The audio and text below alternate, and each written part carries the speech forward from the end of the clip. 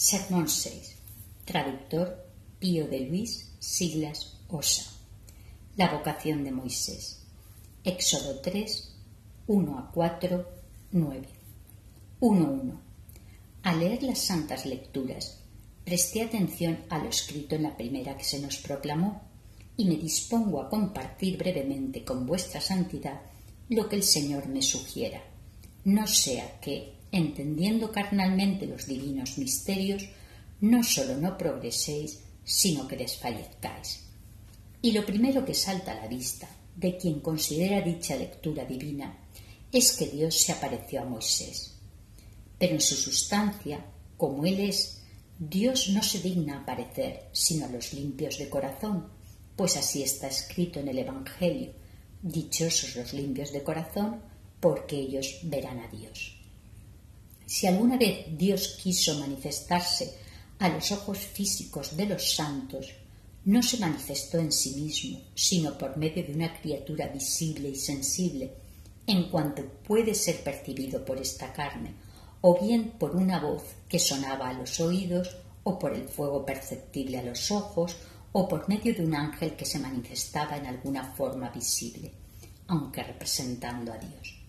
Así entendemos, hermanos, que se manifestó Dios a Moisés, pues aquella majestad que hizo el cielo y la tierra, que rige el universo y el mundo, a quien siempre están unidos los ángeles, que contemplan su hermosura con mente limpia, no se pudo manifestar a los ojos mortales de los hombres, sino tomando alguna criatura visible y sensible a tono con estos visibles ojos físicos. Porque ni la misma sabiduría de Dios, por la que fueron hechas todas las cosas, se hubiera manifestado a los ojos humanos de no haber tomado carne mortal. 2.2. Así pues, igual que la palabra de Dios, esto es, el Hijo de Dios tomó carne para manifestarse a nuestros ojos, así Dios, para manifestarse a los ojos de los hombres, se dignó mostrarse siempre en alguna criatura visible. Con toda claridad se te dice en los Hechos de los Apóstoles que un ángel se apareció a Moisés en la zarza. ¿Por ventura es verdadero esta escritura y falsa aquella? ¿O es verdadera aquella y falsa esta? Pero, ¿qué decir? Si somos cristianos, si creemos como es debido, para nosotros ambas son verdaderas. Sí, pues ambas son verdaderas. ¿Cómo se dice aquí que se apareció Dios y allí que se apareció un ángel? Sino porque el mismo Espíritu que en los Hechos de los Apóstoles dijo que se había aparecido un ángel, expuso en esa lectura cómo se apareció Dios. Aquella declaración es la exposición de esta oscuridad. Para que no creas que Dios se apareció por sí mismo, se te expuso allí cómo se apareció Dios mediante una criatura, mediante un ángel. Y si ello es así, ¿por qué es de extraña que cuando aparece el ángel se diga: dijo Dios, y llamó Dios a Moisés, quien se acercó al lugar, y dijo Dios a Moisés? ¿Por qué no se presta atención al templo, el ángel, sino a quien habitaba en el ángel? El ángel mismo era en efecto templo de Dios. Sí, pues se digna a habitar y hablar en un hombre, de modo que cuando habla un profeta se afirma: dijo Dios, cuánto más por medio de un ángel. Y cuando se dice: dijo Dios por Isaías, ¿qué era Isaías? ¿No era un hombre que llevaba su carne, nacido de padre y madre, como todos nosotros? Sin embargo, habla él. ¿Y qué decimos de sus palabras? Esto dice el Señor. ¿Cómo entonces habla Dios si es Isaías quien habla, sino porque Dios habla por medio de Isaías? Así aquí, cuando habla el ángel, se dice que habla Dios. ¿Por qué, sino porque Dios habla mediante el ángel? 3.3. Resuelto ese problema, advertir también el hecho en el que parece que se nos ofrece un signo de haberse aparecido en una zarza que no se quemaba, no se calcinaba, aunque se manifestaba como fuego, no quemaba la zarza. ¿Cabe pensar que la zarza significa algo bueno, considerando que tiene espinas?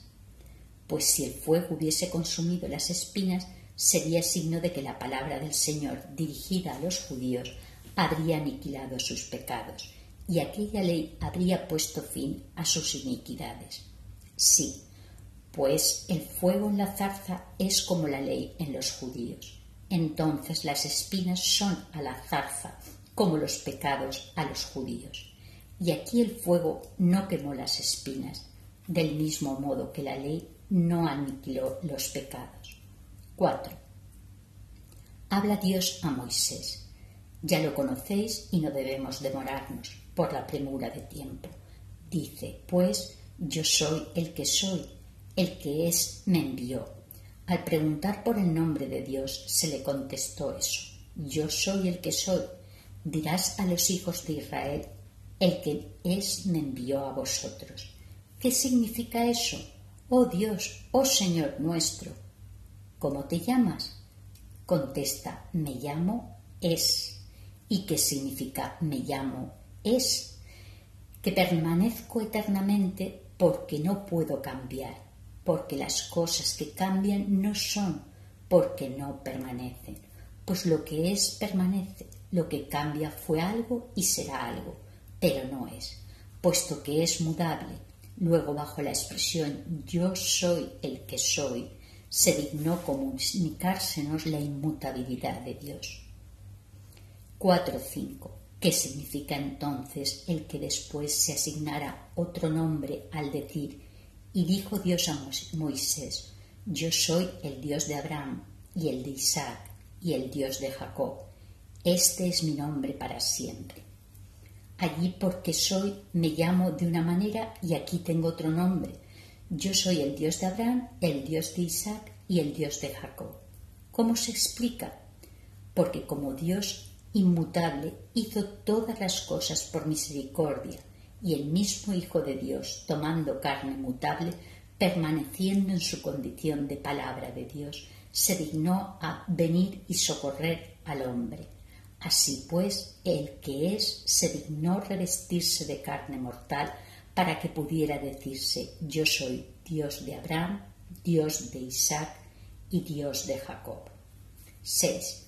Prestad ya atención a las señales que Dios ofreció a Moisés al decirle si el pueblo me dice, ¿no te ha enviado Dios? ¿Con qué señales les demostraré que me has enviado? Dios le dijo, arroja la vara que llevas en la mano. Y él arrojó la vara y se convirtió en serpiente, y Moisés se llenó de espanto. El Señor le dijo de nuevo, agarra su cola. La agarró y se convirtió en vara como antes. Le dio otra señal, mete la mano en tu pecho.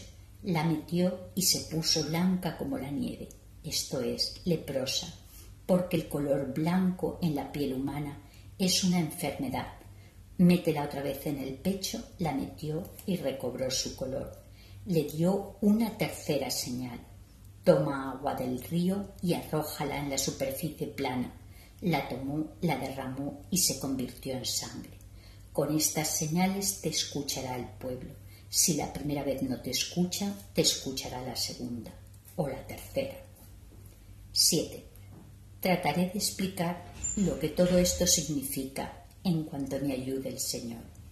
La vara significa el reino y la serpiente la mortalidad. En efecto, la serpiente dio de beber al hombre la muerte. El Señor se dignó a asumir la muerte misma. Por tanto, la vara, al llegar a la tierra, tomó la forma de serpiente, porque el reino de Dios, que es Cristo Jesús, vino a la tierra. Se revistió de la mortalidad que clavó en la cruz. Bien sabe vuestra santidad que cuando en el desierto el pueblo obstinado y soberbio murmuró contra Dios, comenzó a sufrir la mordedura de las serpientes y a morir de esa mordedura. Por su misericordia ofreció Dios el remedio que ofrecía una salud presente y anunciaba una sabiduría futura. Dios dijo a Moisés, cuelga de un palo una serpiente de bronce en medio del desierto y di al pueblo, quien haya sido herido, mire a esta serpiente. Los hombres heridos mirarán a la serpiente y se curarán. Y el Señor dio testimonio de ese signo en el Evangelio, pues hablando con Nicodemo dijo: como Moisés hizo una serpiente en el desierto, así conviene que el Hijo del Hombre sea elevado, para que todo el que crea en él no perezca, sino que tenga vida eterna. Pero eso significa todo el que haya sido mordido por las serpientes de los pecados, mire a Cristo y obtendrá salud para que les sean perdonados. 6. Así pues, hermanos, esta es la mortalidad que tomó el Señor y que es necesario que tenga su cuerpo, cuya cabeza es un hombre en el cielo. De ese modo, la Iglesia tiene la mortalidad, herida que le fue infligida por instigación de la serpiente. En efecto, debemos la muerte al pecado del primer hombre, mas a través de ella llegaremos a la vida eterna, gracias a nuestro Señor Jesucristo. Pero, cuando llega la vida y vuelve al reino, al fin del mundo. Por eso Moisés tomó la cola, donde está el fin, para devolver la forma original. 8. ¿Qué significa aquella mano? Sin duda, la mano significa el pueblo mismo. ¿Qué significa el pecho del hombre? El pecho de Moisés es un lugar reservado de Dios. Cuando el hombre vivía en el secreto de Dios, vivía incólume y tenía buen color. Salió del lugar reservado de Dios, abandonó a Adán el paraíso tras ofender a Dios y enfermó. Aquella mano se puso blanca, pero la volvió al pecho por la gracia de nuestro Señor Jesucristo y recobró el color. ¿Y qué significa el agua? Esa agua significa la sabiduría. Con frecuencia se aduce el agua como semejanza de la sabiduría, y así se dijo: se originará en él una fuerte fuente de agua que salta hasta la vida eterna. Pero esa agua, es decir, la sabiduría que en la tierra se convirtió en sangre, ¿no nos muestra la palabra de Dios hecha carne y habitando entre nosotros? Sin duda. Así pues, son todas realidades del pueblo futuro, son signos y misterios que atañen a nuestro Señor Jesucristo. Y si hay otras realidades cargadas de significado en los libros del Antiguo Testamento, sea que las entendamos, sea que no las entendamos, reclaman quien las investigue, no quien las convierta en objeto de reproche. Pidamos, pues, busquemos, llamemos para que nos abran. A los antiguos se les anunciaron como hechos significantes. Nosotros vemos ya en la Iglesia los significados.